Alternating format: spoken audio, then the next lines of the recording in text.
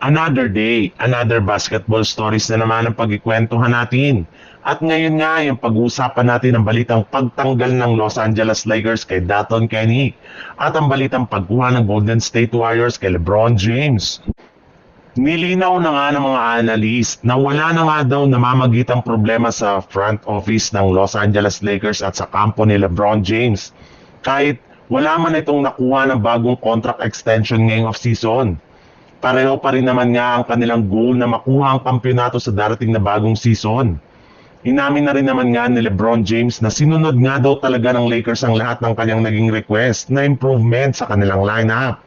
Matapos sila na malaglag last year sa playoffs laban sa Minnesota Timberwolves. Kumuha na rin naman nga sila ngayon ng isang legit na center sa katauhan ni DeAndre Ayton at mga 3-and-D player na sina Jake LaRavia at Marcus Smart na malaki ang kanilang tiwala na makakapag-ambag sila ng malaking pagdating sa scoring at depensa. Kaya naniniwala nga daw si LeBron James na isa ng legit na contender ngayon ang kanilang kasalukuyang team.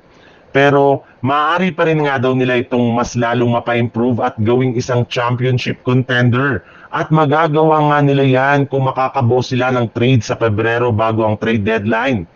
Open pa rin naman nga ang Lakers sa posibleng paggawa nila ng huling trade. Meron pa rin naman nga silang mga hawak ngayon na trade asset katulad na lang ni Dalton Kenick na pwede na nilang ipamigay sa ibang team para makakuha sila ng mas magagaling na player. This time nga daw ay mas malaki na ang tsansa na matuloy na ang pag-trade ng Lakers kay Kenick gayong posible nga na hindi na siya makasama pa sa kanilang rotation sa dami ng kanilang mga manlalaro na kaparehas niya ng role at pwesto sa lineup.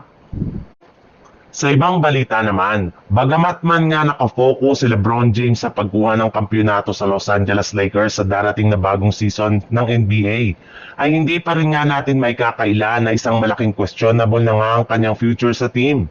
Since nga wala itong nakuhang bagong contract extension sa Lakers ngayong off-season, ay expected na nga na mag-expire na sa next off-season ang kanyang kasalukuyang kontrata.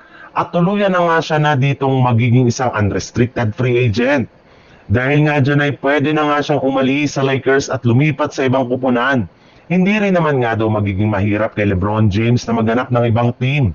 Dahil marami pa rin nga nakaabang sa kanya kagaya na lang ng Golden State Warriors na hanggang ngayon ay plano pa rin nga na kunin si LeBron James sa free agency market. Kasama pa rin nga sa kanilang mga future plan ng pagsasama ni na LeBron James at Stephen Curry sa kanilang lineup na sigurado nga na kakaabangan ng gusto ng napakaraming mga fans. Sa kabila nga ng edad ni LeBron ay maaari pa rin nga itong gamitin bilang playmaker at secondary scorer na kanilang rotation na siguradong magpapalakas lalo ng kanilang lineup na mabubuo sa off-season ng taong 2026.